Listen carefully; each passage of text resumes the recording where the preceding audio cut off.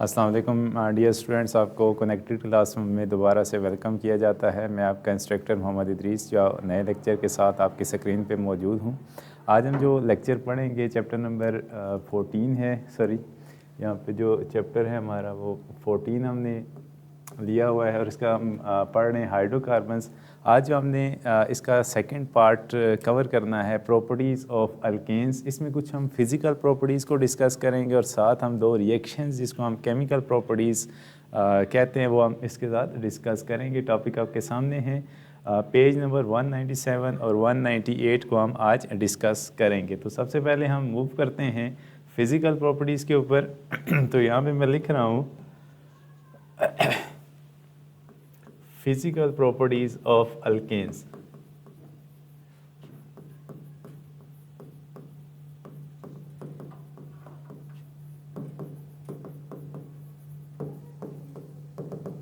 Physical properties of alkane में जो हम स्टार्ट करते हैं कि दिस इज़ क्या होगा कि these are non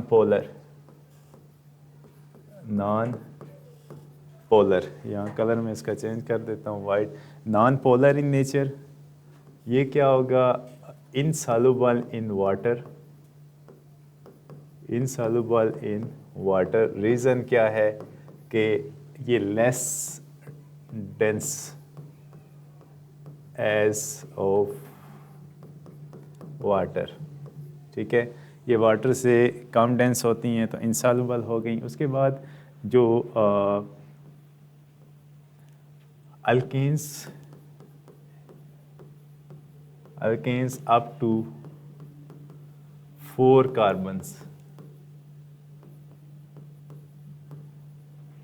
these are liquids, अगर ऐसे हाइड्रोकार्बन्स, ऐसे अल्केन्स जिसमें कार्बन कितने होते हैं 4 अप टू 4, FOUR, इसको आप ठीक कर लें। This is FO up to 4 carbons are liquids. उसके बाद ऐसे अल्केन्स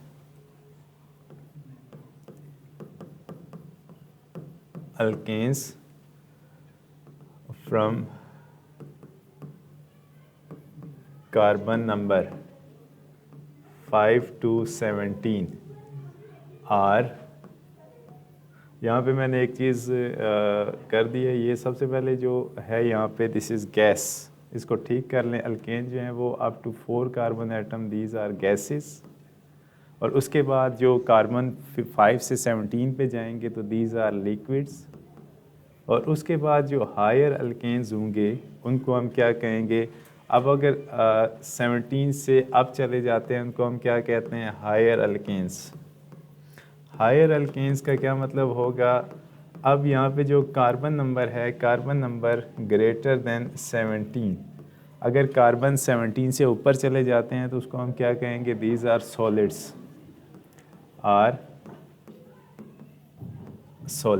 ठीक है। और ज़्यादातर अल्केन्स जो हैं वो सॉल्वेंट के तौर पे यूज़ होते हैं। Alkanes are used as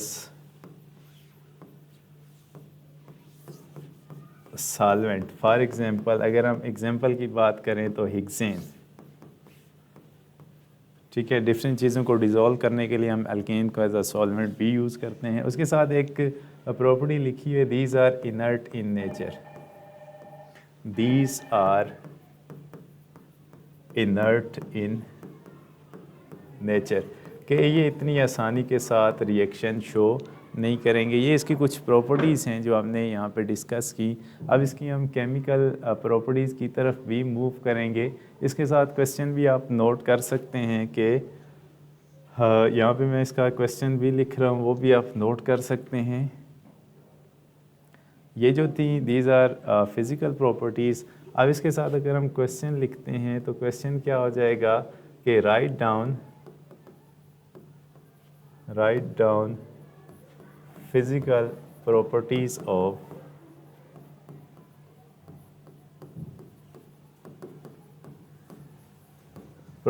of alkane. अब जो हम नेक्स्ट मूव करेंगे, दीज आर केमिकल प्रॉपर्टीज़। इसमें पहला जो है हैलोजिनेशन, इसको हम डिस्कस करते हैं। दूसरा जो है यहाँ पे हेडिंग अगर इसकी हम लिखते हैं केमिकल रिएक्शंस या केमिकल प्रॉपर्टीज़।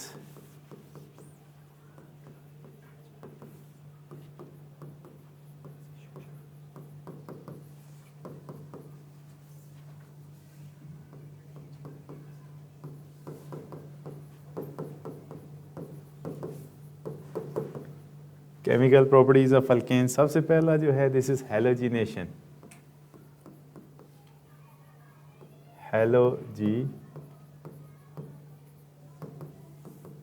हैलोजिनेशन। अच्छा, जो केमिकल रिएक्शन है सबसे पहला उसमें हम डिस्कस कर रहे हैं हैलोजिनेशन। हैलो मैंने आपको पहले बताया था कि पीरियोडिक टेबल का जो 7A ग्रुप है उसको हम हैलो कहते हैं बिकॉज ऑफ के उसके जो मेंबर्स हैं वो साल्ट फार्मेशन में इन्वॉल्व होते हैं। इसको हम लैटिन लैंग्वेज में हैलो साल्ट फार्मर, जो इसमें फ्लोरीन, क्लोरीन, ब्रोमीन और आयोडीन शामिल होते हैं। अब जो हैलोजिनेशन है इसकी डेफिनेशन कैसे करेंगे, आप लिख सकते हैं introduction of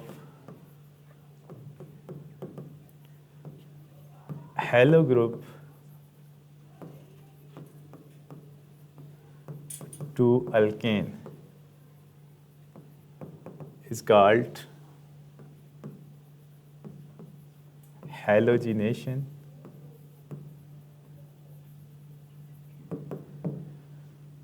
It is also called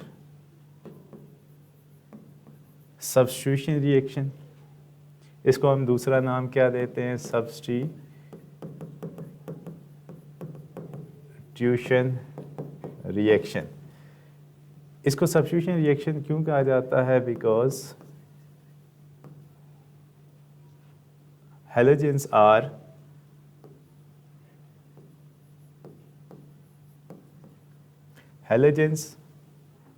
replaces, यहाँ पे हम लिख देते हैं replace one or more hydrogen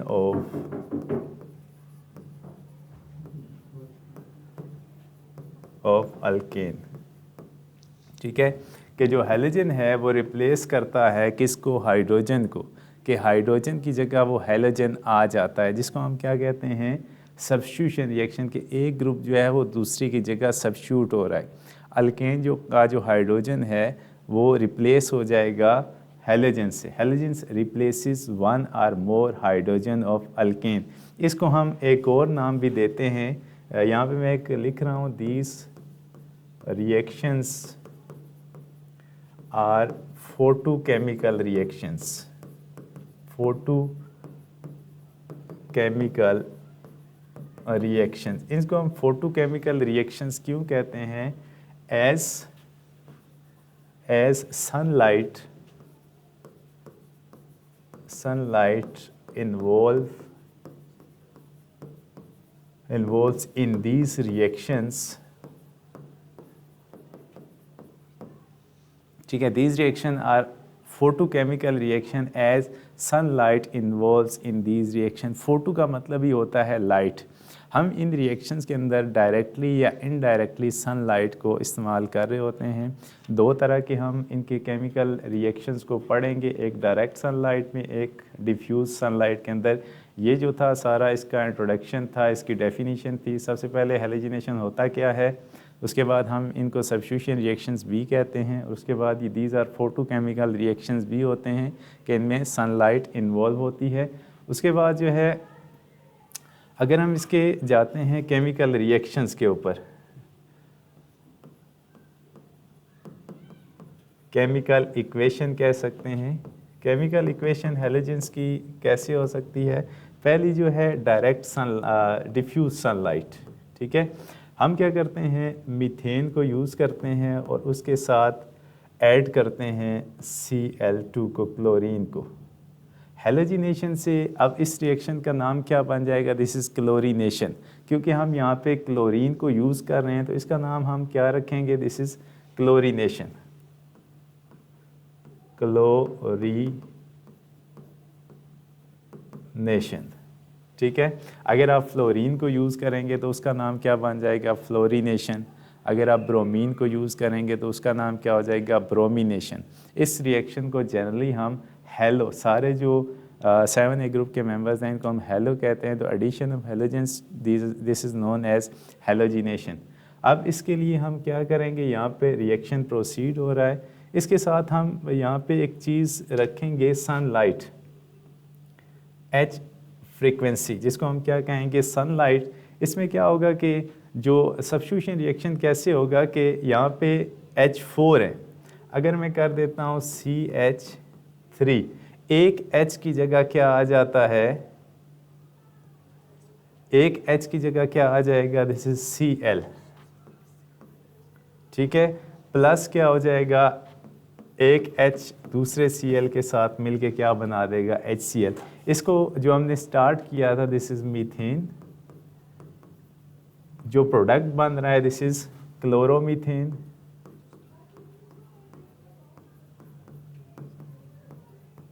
आपकी बुक के अंदर ये एक रिएक्शन दिया गया है, इसको हम अगर देखें तो ये सीरीज़ ऑफ रिएक्शन होता है जो कि इसका मैकेनिज़्म भी मौजूद है, जबकि आपकी बुक में मैकेनिज़्म नहीं है, तो हम ज़्यादा उस मैकेनिज़्म में मूव नहीं करेंगे। ये दोबारा इसके साथ रिएक्ट करेगा in the presence of sunlight. अब जो जो आपका प्रोडक्ट बन रहा है आपने लेके चलना है और एक हाइड्रोजन लेस करते जाना है और एक क्लोरीन का एटम आपने इंक्रीज़ करते जाना है, ठीक है। आप चले थे क्लोरोमीथेन से और यहाँ पे क्या बन रहा है, डाइक्लोरोमीथेन।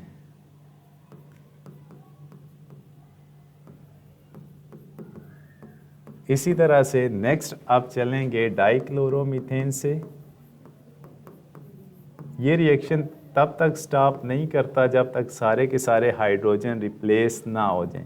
यहाँ पे क्या हो जाएगा, CH Cl3 + HCl। ये हम चले कहाँ थे, डाइक्लोरोमीथेन,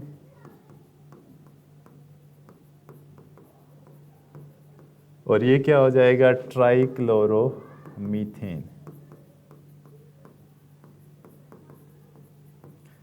लास्ट पे एक हाइड्रोजन बच गया है, तो उसको आप जब मूव करवाएंगे तो क्या हो जाएगा, CHCl3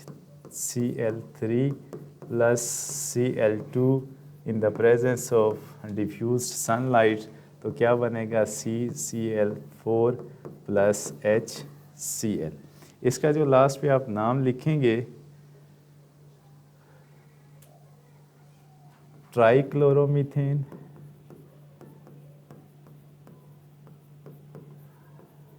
और जो प्रोडक्ट आपका बन रहा है दिस इज टेट्राक्लोरोमीथेन, टेट्राक्लोरोमीथेन, ठीक है। ये था रिएक्शन जिसमें हमने स्टार्ट कहाँ से किया था कि हमारे पास जनाब 4 हाइड्रोजन थे, तो 4 हाइड्रोजन जब आप क्लोरीन के साथ रिप्लेस करते जाएंगे तो देखें यहाँ पे जो प्रोडक्ट बन रहा है उसमें जो हाइड्रोजन थे वो 4 क्लोरीन एटम्स के साथ रिप्लेस्ड हो गए, सब्स्टिट्यूट हो गए। इसका क्या मतलब हुआ कि सब्स्टिट्यूशन रिएक्शन में हम एक ग्रुप को किसी दूसरे ग्रुप के साथ रिप्लेस कर देते हैं। तो ये था डिफ्यूज सनलाइट में। अब हम एक रिएक्शन इसका देखते हैं, हेलोजिनेशन,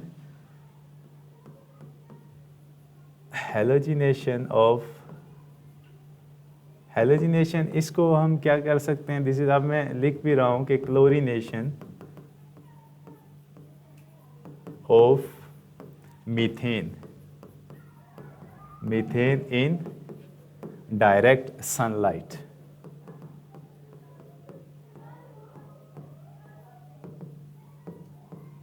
अच्छा, अब हम लिखते हैं CH4, इसको रिएक्ट करवाते हैं Cl2 के साथ, लेकिन यहाँ पे हम रिएक्शन कंडीशंस को चेंज कर रहे हैं। यहाँ पे हम क्या लिख रहे हैं, दिस इज डायरेक्ट सनलाइट। जब हम डायरेक्ट सनलाइट यूज़ करते हैं तो यहाँ पे कार्बन जनरेट होगा, साथ में क्या जनरेट होगा, HCl। तो यहाँ पे जो रिएक्शंस है क्या हो जाएगा, चेंज हो जाएगा कि यहाँ पे कार्बन जनरेट होगा, साथ हाइड्रोक्लोरिक एसिड जनरेट होगा, क्योंकि आपने रिएक्शन कंडीशंस को चेंज कर दिया है, ठीक है।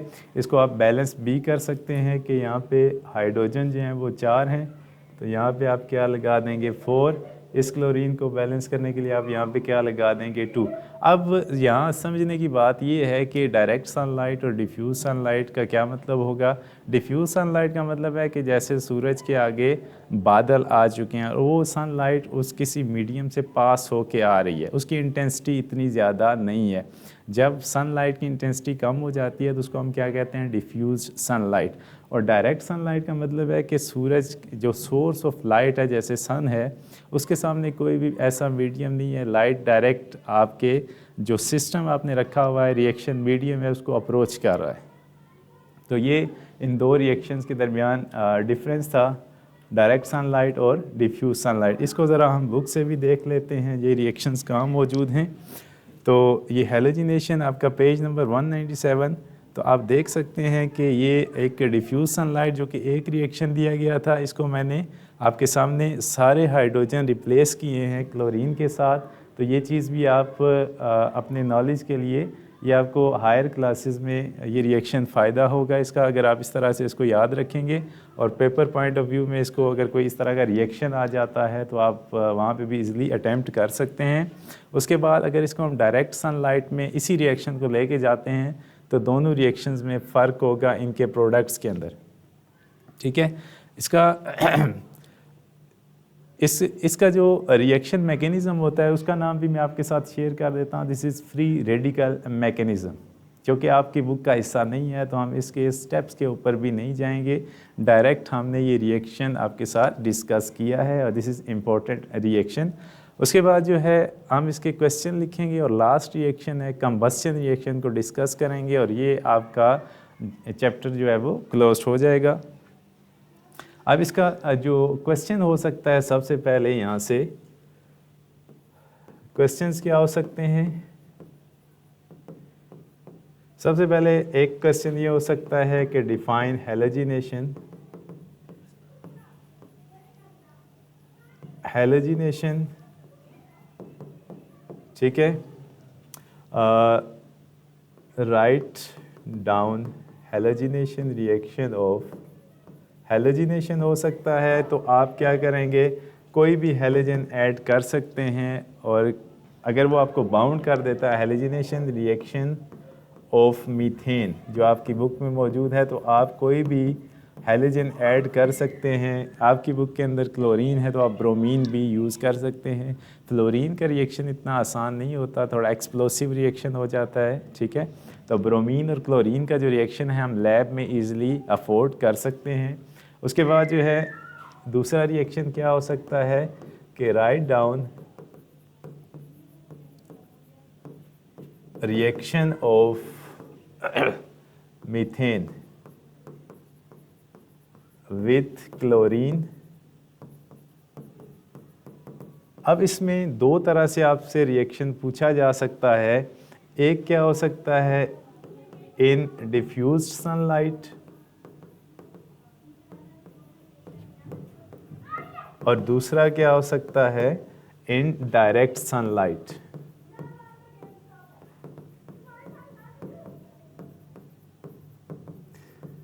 तो ये इस तरह से यहाँ से क्वेश्चन जनरेट हो सकते हैं।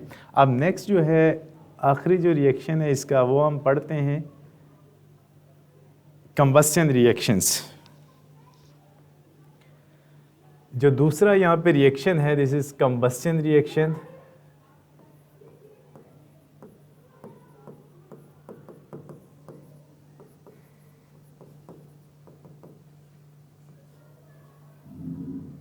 अच्छा, कंबस्शन रिएक्शन में जब भी हम फॉसल फ्यूल्स की बात करते हैं तो उसके साथ कंबस्शन रिएक्शन भी डिस्कस किया जाता है। कंबस्शन रिएक्शन का जो दूसरा नाम है दिस इज़ बर्निंग प्रोसेस।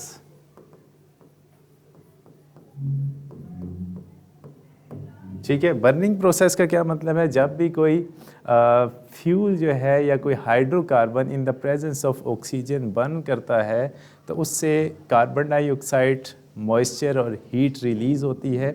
ऐसे रिएक्शन को हम केमिस्ट्री में क्या कहेंगे, कंबस्शन रिएक्शंस। और इससे हम डिफरेंट पर्पसेस के लिए भी इस्तेमाल करते हैं इस कंबस्शन रिएक्शन को। जैसे हम घरों में जैसे सुबह उठते हैं, जो ब्रेकफास्ट है गैस यूज़ होती है, घरों में जो गांव के लोग हैं लकड़ियां इस्तेमाल करते हैं, वट एवर जो भी सोर्सेज हैं, तो डिफरेंट सोर्सेज हो सकते हैं फ्यूल। जैसे गाड़ियों में आप ऑफिस स्कूल जाते हैं तो गाड़ियों पे आप सफ़र करते हैं तो उसमें भी पेट्रोल यूज़ होता है। अब पेट्रोल को बर्न करने के लिए जो नेसेसरी कंडीशन है वो ऑक्सीजन रिक्वायर्ड होती है। अगर ऑक्सीजन ना हो तो कंबस्शन रिएक्शन भी स्टॉप कर जाता है। उसके बाद हम इन कंबस्शन रिएक्शन को दो टाइप में डिवाइड करेंगे। एक जो कंबस्शन रिएक्शन होता है उसको हम कंप्लीट कंबस्शन रिएक्शन कहते हैं, और दूसरे को हम क्या कहेंगे, इनकम्प्लीट कंबस्शन रिएक्शन। तो सबसे पहले कंबस्शन होती क्या है, बर्निंग ऑफ hydrocarbons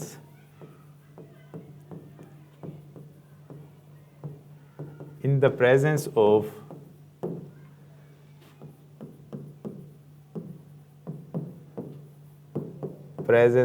oxygen। अब यहाँ पे ऑक्सीजन होगी तो कंबस्शन होगी, अगर ऑक्सीजन नहीं है तो कंबस्शन भी नहीं होगी। Results in the formation of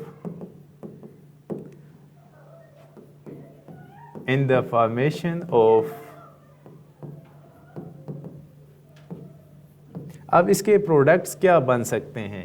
एक तो कार्बन डाइऑक्साइड बन सकता है। यहाँ पे हम बात करेंगे कंप्लीट कंबस्शन रिएक्शन की, जिसमें कार्बन डाइऑक्साइड होता है, वाटर मॉइस्चर बन सकता है, और यहाँ पे एंड दूसरा साथ क्या हो सकती है, हीट रिलीज होती है, एंड हीट। इस रिएक्शन को हम क्या कहेंगे, the reaction is known as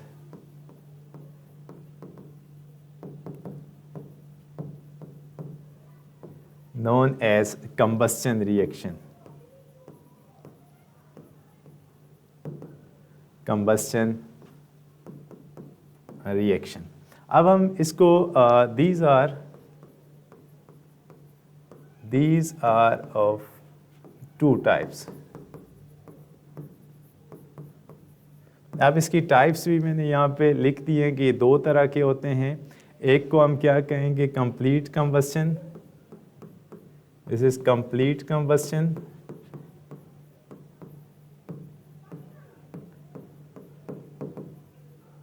complete combustion क्या होता है कि जब आप कोई हाइड्रोकार्बन यूज़ करते हैं तो उसमें, जैसे मैं लिख रहा हूँ दिस इज CH4, और इसमें जो हम ऑक्सीजन यूज़ कर रहे हैं, oxygen O2, this is O2, और ये क्या होनी चाहिए, एक्सेस में होनी चाहिए, एक्सेस। और इससे जो प्रोडक्ट बनेगा वो क्या बनेगा, CO2 प्लस H2O, और इसके साथ प्लस इस रिएक्शन से हीट भी रिलीज़ होगी। जैसे हम घर में लकड़ियाँ जलाते हैं, सिलेंडर के अंदर LPG गैस यूज़ होती है, गाड़ियों के इंजन के अंदर पेट्रोल यूज़ होता है, तो आप बाइक यूज़ करते हैं, गाड़ी यूज़ करते हैं, तो कुछ देर के बाद जब गाड़ी स्टार्ट करते हैं, गाड़ी ट्रैवल करती है तो उसका इंजन जो है वो गर्म होना शुरू हो जाता है, तो वो क्या होती है, हीट रिलीज़ होती है। आप घर में आग जला रहे हैं तो उसके आप पास बैठेंगे तो आपको तपिश महसूस होगी, क्योंकि कंबस्शन से साथ में क्या रिलीज़ होती है, हीट। अब इसमें जो बात मैंने लिखी है कि कंप्लीट कंबस्शन में ऑक्सीजन एक्सेस में होगी, और जो इनकम्प्लीट कंबस्शन होता है उसमें क्या होगा, जो इसका दूसरी टाइप है, दिस इज इनकम्प्लीट कंबस्शन।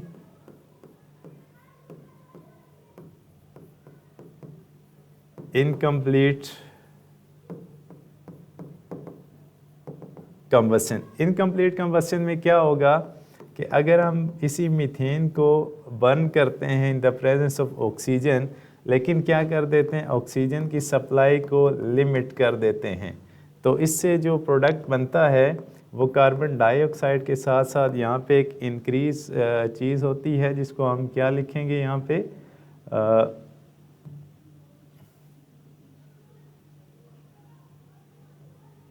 यहाँ पे एक चीज़ इंक्रीज होती है जिसको हम क्या कहते हैं, दिस इज़ कार्बन मोनोऑक्साइड, और साथ में हीट यहाँ से रिलीज़ होती है, कार्बन मोनोऑक्साइड, और साथ में प्लस क्या होगी, हीट रिलीज़ होगी यहाँ से, ठीक है।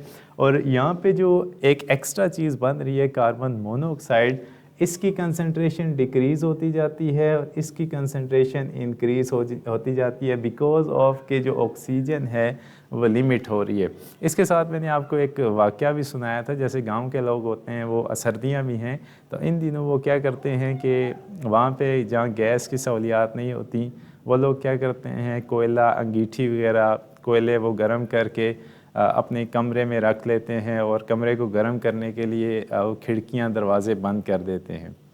ये भी पॉसिबिलिटी है कि वो लोग अंदर वो जो आग है रख के सो जाएं। ऑक्सीजन तो जो आ रही है वो लिमिट हो जाएगी। अगर ऑक्सीजन आ रही है तो कंप्लीट कंबस्शन होगा और कार्बन डाइऑक्साइड और हीट यहाँ से रिलीज़ होगी। इनकम्प्लीट कंबस्शन से एक ख़तरनाक गैस रिलीज़ होती है जो कि कार्बन मोनोऑक्साइड है। ये इंसानी सेहत के लिए एक क्या कह सकते हैं खामोश पॉइज़न है।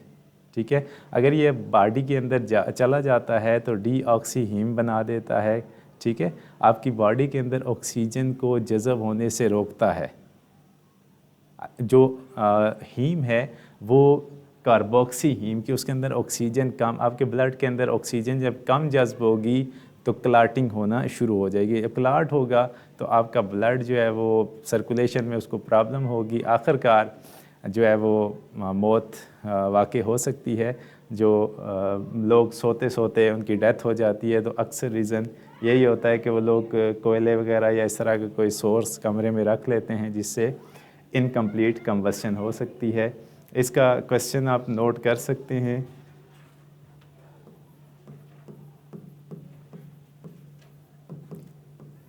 क्वेश्चन क्या हो सकता है? डिफाइन कंबस्शन रिएक्शन,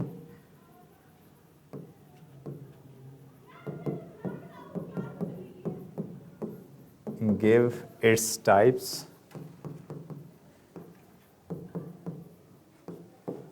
तो ये एक क्वेश्चन है कि आप कंबस्शन रिएक्शन को डिफ़ाइन करेंगे और इसकी टाइप्स को आप लिखेंगे। ये था आज का लेक्चर जिसमें हमने जो स्टार्ट किया था फिज़िकल प्रॉपर्टीज़ ऑफ अल्केन से हमने स्टार्ट लिया था। ये आपके सामने है, दिस इज़ फिज़िकल प्रॉपर्टी, जिसमें हमने कुछ जो इनकी लिक्विड फॉर्म कैसे होती है, state of matter alkane liquid solid और गैस में कैसे जाता है, उसके बाद पोलर है या नॉन पोलर है, सॉल्युबल है वाटर के अंदर, कुछ चीज़ें हमने डिस्कस की क्वेश्चन। उसके साथ हमने इसकी केमिकल प्रॉपर्टीज़ जो सबसे पहली थी वो हैलोजिनेशन थी, इसको हमने सब्स्टिट्यूशन रिएक्शन भी कहा और फोटोकेमिकल रिएक्शन भी कहा। और इसके साथ जो रिएक्शंस थे, एक रिएक्शन डायरेक्ट सनलाइट में था और दूसरा डिफ्यूज सनलाइट। डिफ्यूज सनलाइट को हमने एच फ्रीक्वेंसी लिख दिया। ये जो रिएक्शन है दिस इज डिफ्यूज्ड सनलाइट का है। और जो दूसरा रिएक्शन है, और इसमें हमने ये भी सीखा कि सब्स्टिट्यूशन रिएक्शन जो हाइड्रोजन थे वो रिप्लेस हो जाते थे सारे के सारे क्लोरीन के साथ। तो 4 हाइड्रोजन और 4 क्लोरीन आपस में रिप्लेस हो चुके हैं। उसके बाद जो हैलोजिनेशन इन डायरेक्ट सनलाइट, तो दोनों के प्रोडक्ट चेंज हो चुके हैं। क्वेश्चन आपके सामने मौजूद हैं। और सेकंड जो इस चैप्टर का केमिकल रिएक्शन ऑफ अल्केन था वो कंबस्शन रिएक्शन था। इसकी डेफिनेशन, उसके प्रोडक्ट कौन से बनते थे और इसकी टाइप्स क्या क्या थी, ये हमने सीखी। तो आज का जो लेक्चर था वो बेस कर रहा था हाइड्रोकार्बन के लास्ट टॉपिक, इनके केमिकल रिएक्शंस के ऊपर। और ये जो 2 चैप्टर्स मैंने आपको बताया था ऑर्गेनिक केमिस्ट्री के, ऑर्गेनिक केमिस्ट्री और हाइड्रोकार्बन, ये दोनों मोस्ट इंपॉर्टेंट हैं। अक्सर शॉर्ट और लॉन्ग क्वेश्चन इसमें से उठाए जाते हैं, MCQs भी उठाए जाते हैं। और इसके साथ हम नेक्स्ट लेक्चर में एक नए चैप्टर के साथ दोबारा क्लास में होंगे जो कि बायोकेमिस्ट्री का होगा। तब तक के लिए मैं आप तमाम स्टूडेंट से इजाज़त चाहता हूँ। अल्लाह हाफिज़।